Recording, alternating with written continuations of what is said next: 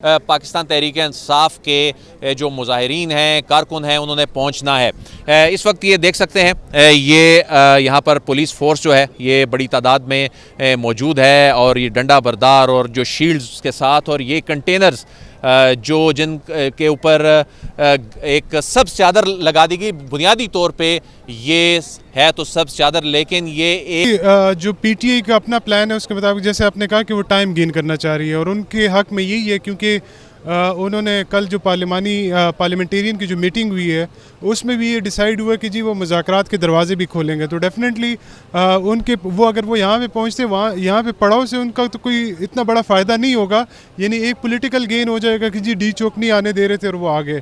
दूसरी बात ये आपने बात की कि उनका प्लान देखें, वो आज जो है वो पेशावर से निकले, पेशावर के बाद उनके पड़ाव के दो जगह हैं। अस्सलाम वालेकुम, दुनिया डिजिटल के साथ मैं हूं अदील वड़ाइच। इस वक्त मैं डी चौक पर मौजूद हूं, जो कि मंजिल है पाकिस्तान तहरीक-ए-इंसाफ का जो मार्च, यहाँ पर एहतजाजी मार्च जो कि इस वक्त निकल आया है KPK से, अगरचे वो KPK की हदूद में ही है। और आज हम आपके साथ ये शेयर करने जा रहे हैं कि कब वो अटक पुल पे पहुँचेंगे। जो स्ट्रेटजी पाकिस्तान तहरीक-ए-इंसाफ ने बनाई है, जो बुशरा बीबी और अली अमीन गंडापुर के दरमियान एक जो बहस हुई, जो एक लीडरशिप के हवाले से जो PTI के अंदर इस वक्त जो रस्साकशी है, खींचातानी, उस पर भी बात करेंगे। लेकिन इस वक्त डी चौक का क्या मंजर है, जहां पर पाकिस्तान तहरीक-ए-इंसाफ के जो मुजाहिरीन हैं, कारकुन हैं, उन्होंने पहुंचना है।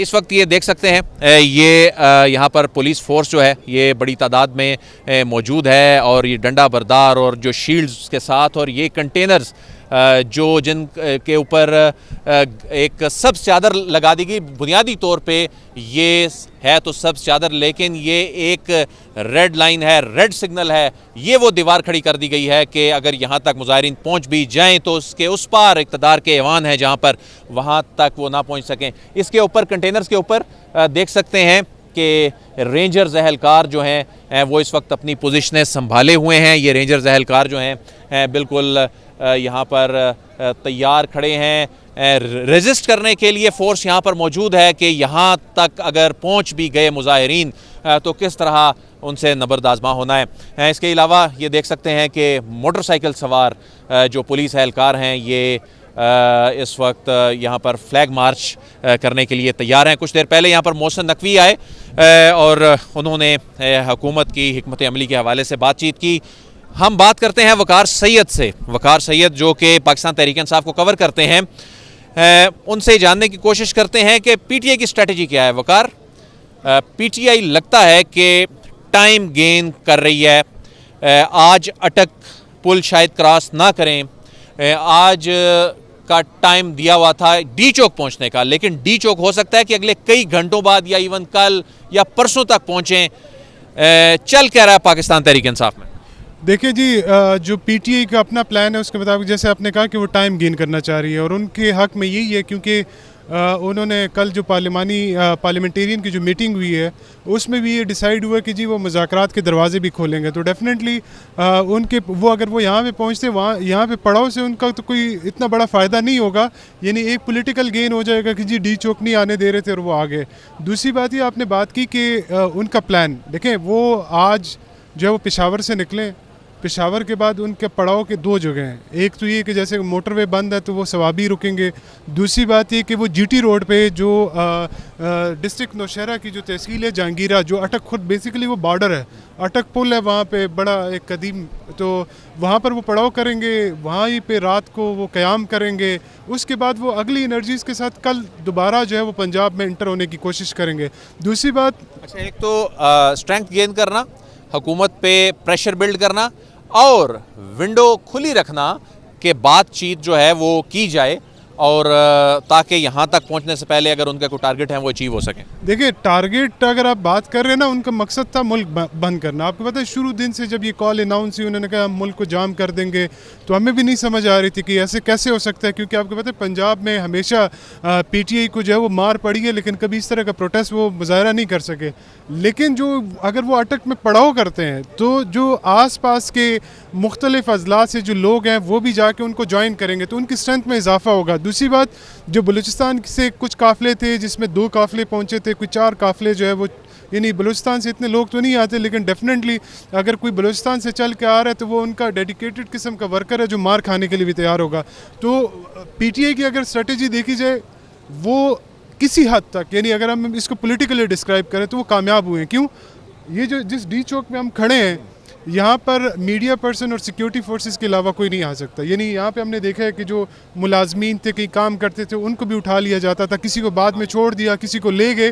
तो ये जो यानी जो महाज है जो उन्होंने खोला है उसका मकसद क्या था? वो ये था कि जी हुकूमत पे प्रेशर तो आया है और वो उसमें कामयाब हुए। अब ये जब रात को पड़ाव करेंगे तो डेफिनेटली देखिए, जो आपने अभी बताया कितनी सिक्योरिटी फोर्सेस हैं, ये हम देख रहे हैं, सिंध पुलिस भी खड़ी है, रेंजर भी है, इस्लामाबाद पुलिस भी है, एफसी भी है।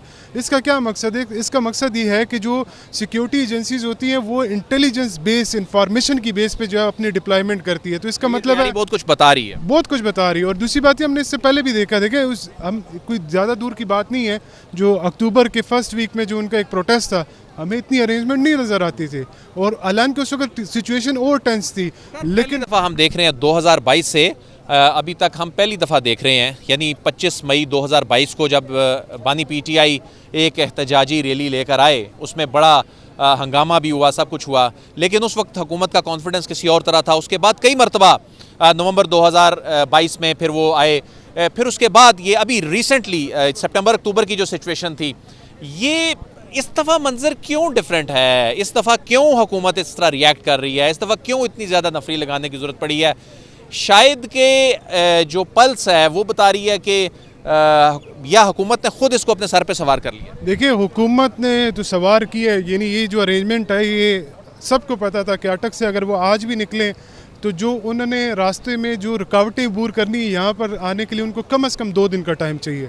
अगर उसमें भी उस सूरत में कि उनको फैसिलिटेट किया जाए किसी हद तक कि रियासत कोई मतलब उस तरह का वेपन ना यूज़ करे जिससे कोई नुकसान का अंदेशा हो। दूसरी बात आपने की, देखें तहरीक इंसाफ को समझने का एक फार्मूला है। बाकी जो सियासी जमातें हैं वो जब कोई कॉल देती हैं, आपको पता है जिस यहाँ पे हम खड़े हैं, यहाँ पे बिलावल भुट्टो आए थे महंगाई मार्च लेके, तनकीद हुई, उन्होंने उसको फील भी किया, वो उसके असरात आज तक हैं। यानी जब भी कोई जो पीटीआई की हुकूमत जाने की और उसके बाद पीडीएम-1 की हुकूमत, वो ताने बाने अभी मिलते हैं।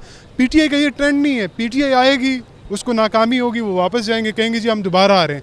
वो चीज़ों को उस तरह पॉलिटिकली, देखिए उनके पास खोने के लिए तो कुछ भी नहीं है ना। उनका लीडर जेल में है, उसके अलावा जो उनकी मरकज़ी क़यादत है वो जेल में है, उनके जो पार्लियामेंटेरियन है हमने देखा कि पीछे मुख्तलिफ़ किस्म की उनकी जो है वो उनको उठाया भी जाता रहा, उन पर मुकदमात भी होते रहे।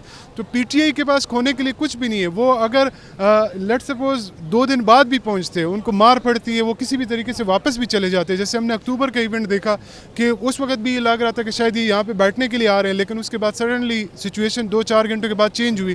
तो ये भी है। और दूसरी बात कि जो इस वक्त डिप्लॉयमेंट हुई है ना, वो आपको ये बता रही है कि कुछ ना कुछ इंटेलिजेंस इतलात ऐसी हैं कि पाकिस्तान तहरीक इंसाफ डी चौक आके वो स्ट्रेंथ गेन करेगी जिसका खदशा है सरकार को। ये बहुत वकार अहम बात है कि इस वक्त अली अमीन गंडापुर जो हैं उनकी क्या स्ट्रेटजी है? क्या बुशरा बीबी और अली अमीन गंडापुर एक पेज पे हैं?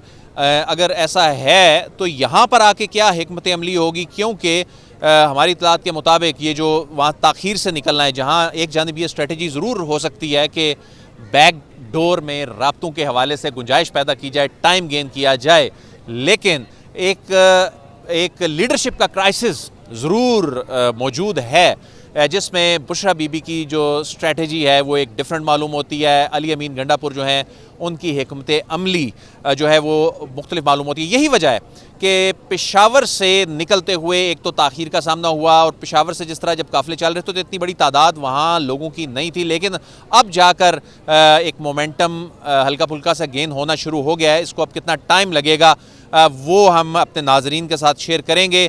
डी चौक में इस वक्त की सिचुएशन जो है वो बहुत कुछ बता रही है। जो इंतज़ामिया के तेवर हैं, जो पुलिस एहलकार हैं, रेंजर्स हैं, अतराफ़ के इलाकों में एफसी है, अब तो वो इलाके भी जो खोले हुए थे, जो सड़कें शाहराएँ जो हैं वो जुज़वी तौर पे खोली हुई थी, वो सड़कें शाहराएँ जो कंटेनर जो हैं उनमें एक एक लेन खोल दी गई थी, आर्जी तौर पे कंटेनर लगाया हुआ था पहले, लेकिन अब उनको भी बंद किया जा रहा है। पैदल चलने वालों को अब रोका जा रहा है।